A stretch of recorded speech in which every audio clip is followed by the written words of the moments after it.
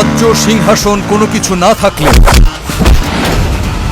মনের রাজ্যে আমি সম্রাট আকবর। বাংলা সিনেমার নতুন পোস্টার বয় মুন্না খান তছনছ ডার্ক ওয়াল দিয়ে রীতিমতো জাতিকে নতুন ধামাকা, নতুন আঙ্গিকে, নতুন ফরম্যাটে বাংলা সিনেমার টেস্টকে পরিবর্তন করে দিতে নিজেই নিজের উদ্যোক্তা হয়ে সিনেমা দুইটা প্রডিউস করেছে, দুইটা সিনেমাতেই ফাটিয়ে অভিনয় করেছে। এবার 3 নাম্বার সিনেমা পুলিশ ভাইতে কিন্তু কাজ করতে যাচ্ছে বাংলা সিনেমার অন্যতম নায়িকা রাজদীপা। শোনা যাচ্ছে গুঞ্জন ডান থেকে বাম থেকে উপর থেকে নিচে থেকে পূর্ব থেকে পশ্চিম থেকে সকল জায়গা থেকে একটাই আপডেট আসতেছে যে মুন্না খানের নেক্সট সিনেমা, পরবর্তী সিনেমা তছনছ সুপারহিটের পথে। এই সুপারহিট হওয়ার পথে তারা খুব শীঘ্রই একটা প্রেস মিট করবে, ঢালাওভাবে বিশাল বড় অ্যারেঞ্জমেন্ট নিয়ে মুন্না ভাই একটা প্রেস মিট করবে। শোনা যাচ্ছে, আমি বারবার বলতে শোনা যাচ্ছে বিশাল বড় আয়োজনে একটা প্রেস মিট হবে। এখানে হচ্ছে পুলিশ ভাইয়ের যে নায়িকা রাজদীপা, শোনা যাচ্ছে, আমি বারবার বলতেছি শোনা যাচ্ছে, একটা বিশাল অ্যারেঞ্জমেন্ট দিয়ে অ্যানাউন্সমেন্ট দিয়ে সিনেমাটার শুটিং স্টার্ট করবে। হ্যালো এভরিওয়ান, আসসালামু আলাইকুম, শিমুল আছি আপনাদের সঙ্গে। আসলে মুন্না খান এই লুকটা চেষ্টা করতেছে ভাই, নিজেরে অনেকভাবেই চেষ্টা করতেছে, নিজেকে অনেকভাবেই এটাকে কি বলে আসলে ভাঙতেছে, নিজেকে নতুন কিছু দেওয়ার চেষ্টা করতেছে। দেখেন এই যে তছনছ, বিশ্বাস করবেন কিনা জানি না, এই ঈদের সুন্দর নির্মাণকৃত সিনেমা অন্যতম সিনেমা হচ্ছে তছনছ। সেন্সর বোর্ড থেকে যে রেজাল্টটা আসছে, এই ঈদের 1 নম্বর ছবি হচ্ছে তছনছ, জানেন? সো এই তছনছের নায়ক এবং কি প্রডিউসার কিন্তু মুন্না খান নিজেই।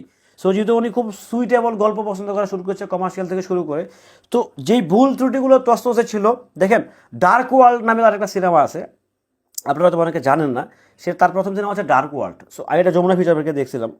তো ওই ডার্ক ওয়ার্ল্ড থেকে তছনছ কিন্তু so much better, far better cinema, super কোয়ালিটির সিনেমা। এখন তাকে আমরা কাউন্ট করতেছি না, গণায় ধরতেছি না, এটা হচ্ছে আমাদের ব্যর্থতা, আমাদের ভুল ধারণা। ইন্ডাস্ট্রিতে যদি একজন নায়ক চলে আসে, যেইভাবে আসুক ভাই, তাকে রিসিভ করতে হবে, তাকে ওয়েলকাম করতে হবে। বাট তাকে ওয়েলকাম না করে তাকে নিয়ে যখন নাক ছিটকে, দেখেন যদি মুন্না খান বাজে কাজ করে, আমি শিমুল নিজে বাজে রিভিউ দিব, আমি নিজে দিব। বাট যখন একটা ছেলে যখন ইন্ডাস্ট্রিতে যখন আসে, তাকে ভাই স্বাগত জানাইতে হবে, তাকে ওয়েলকাম করতে হবে। আদারওয়াইজ আপনার চলচ্চিত্র তো ধ্বংস হয়ে গেছে ভাই, আপনার চলচ্চিত্র কমায় চলে গেছে, বাংলা চলচ্চিত্র কফিনে ঢুকে পড়ছে। এখন অনেকেই বলতে পারেন যে ভাই মুন্না খানকে দিয়ে কি হবে। ভাই যাদের কথা বলতেছেন, যাদের কথা উঠতেছেন বসতেছেন, তাদেরকে দিয়ে একটা সময় কি হয়েছে?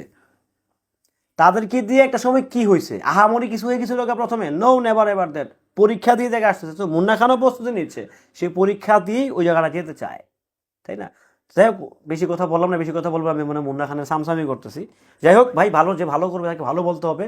আর ইন্ডাস্ট্রিতে নায়কের সত্যিই খুব সংকট, নায়ক নাই বললেই চলে। সো মুন্না খান আসুক আর যেই খানই আসুক, আমরা ওয়েলকাম জানাবো। বাংলা সিনেমা সুস্থ যে চলচ্চিত্র আছে, অসুস্থ না, যেগুলো সুস্থ চলচ্চিত্র আছে, এগুলোর পাশে থাকবো। চলচ্চিত্রের পাশে থাকলে হচ্ছে আপনার দেশের সংস্কৃতি, আপনার দেশের কৃষ্টি কালচার টিকে যাবে। আদারওয়াইজ আপনি টিকাতে পারবেন না। আদারওয়াইজ ইন্ডাস্ট্রিতে এমনি কমা চলে গেছে ভাই, ইন্ডাস্ট্রি কিন্তু এটা নাই, যতটুকু আছে যেভাবেই আছে, মানে মানে কি জানি, না ছুঁই মাছ কি জানি, না ছুঁই পানি ধরি, বুঝা গেছি ভাষাটা, যে হোয়াট এভার, ক্ষমা করবেন।